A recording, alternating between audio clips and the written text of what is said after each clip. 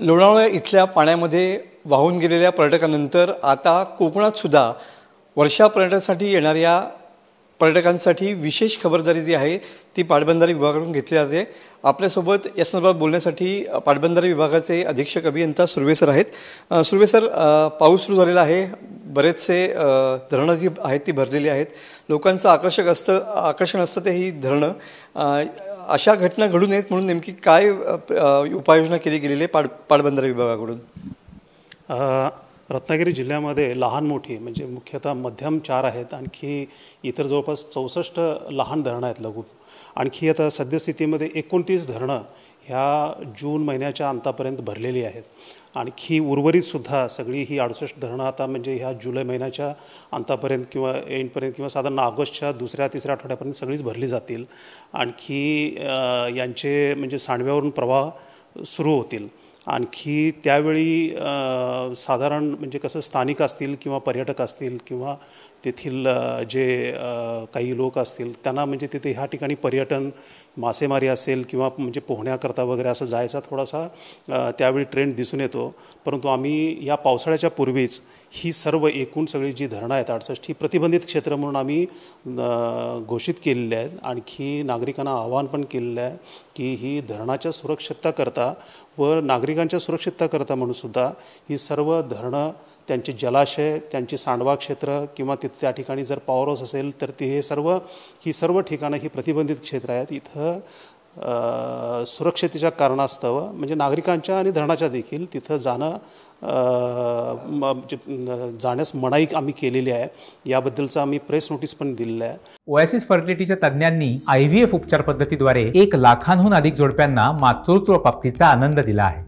मोफत appointment book करण्यासाठी आजच संपर्क साधा। आणि त्याचबरोबर या पूर्ण पावसाळी हंगामाकरता या सगळ्या धरणांवर आम्ही तिथे एका सुरक्षा रक्षकाची सुद्धा आम्ही तिथे नेमणूक केलेली आहे, जेणेकरून तिथं काही म्हणजे असे म्हणजे काही लोक जर गेले तर त्यांना ते सांगतील किंवा इथे म्हणजे जाण्यास मनाई आहे वगैरे असे। आणि या धरणाचे जे सर्व पोहोच रस्ते आहेत तर त्या ठिकाणी आपण बॅरिकेडिंग केलेलं आहे, जेणेकरून तिथं कुणाला जाता येऊ नये। आणि त्याचबरोबर विशेष उपाययोजना म्हणून आम्ही आता ह्या रत्नागिरी जिल्ह्यामधील मुचकुंदी धरण, त्यानंतर नातूवाडी, पिंपळवाडी आणि अर्जुना ही मोठी जी धरणं आहेत म्हणजे मध्यम प्रकल्प जे आहेत तर या ठिकाणी आम्ही CCTVची उपाययोजना केलेली आहे। आणि या CCTV बरोबर तिथे आम्ही पब्लिक ॲड्रेस सिस्टीम पण तिथे त्याची उभारणी केलेली आहे। या ठिकाणी आमचे सेक्शन ऑफिसर्स पूर्ण लक्ष ठेवतील पूर्ण धरण क्षेत्रावर, जलाशयावर किंवा सांडवा जिथून म्हणजे पाणी प्रवाहित होतं त्या ठिकाणी, तर याच्यावर लक्ष ठेवतील। आणि यदाकदाचित कुणी तिथे म्हणजे ट्रेसपासर्स कुणी गेले किंवा तिथं काही लोक जर तिथे गेले तर तिथं म्हणजे त्यांना ॲड्रेस पण करू शकतील म्हणजे त्यांच्या ऑफिसमधून।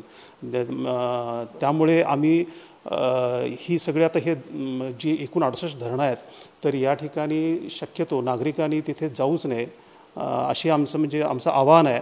आणि जरी तिथे म्हणजे काही लोक असं म्हणजे जरी गेली तरी त्यांना म्हणजे आपल्याला त्यांचं प्रबोधन करता येईल, त्यांना तिथं जाण्यापासून रोखता येईल अशी आपण या पद्धतीनं व्यवस्था केलेली आहे। मोठ्या संख्येने या ठिकाणी वर्षा पर्यटनासाठी कोकणामध्ये पर्यटक जे आहेत किंवा हौशी जे आहेत ते या ठिकाणी येत असतात, त्यांना काय आव्हान कराल तुम्ही, नेमकं काय सांगाल? ते आनंद घेण्यासाठी येतात?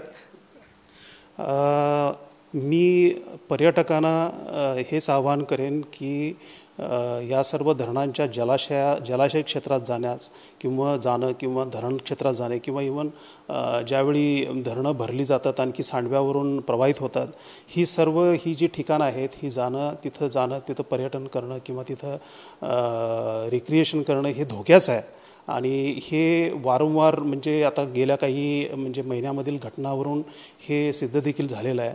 तर मी सर्वांनाच आवाहन करतो की शक्यतो त्यांनी धरण क्षेत्रात, जलाशय किंवा म्हणजे म्हणजे जिथे ज्या ठिकाणी पाणी प्रवाहित होतं, धबधबे आहेत वगैरे अशा या ठिकाणी जाऊ नये। हे अत्यंत म्हणजे धोक्याचं आहे आणि तिथं त्यांनी स्वतःला जाण्यापासून रोखावं हे माझं आव्हान आहे। नक्कीच पाटबंधारे खात्यानं या ठिकाणी जे पर्यटन आहे किंवा वर्षा पर्यटन आहे ते आनंदात जावं यासाठी काही उपाययोजना या ठिकाणी केलेल्या पाहायला मिळत आहेत।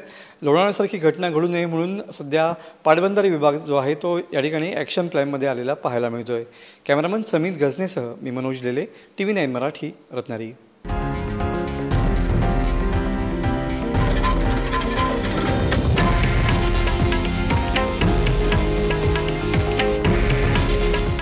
आहे देशातील नंबर 1 न्यूज नेटवर्क आणि आपण पाहत आहात TV9 मराठी. काळजी तुमची, हित महाराष्ट्राचं.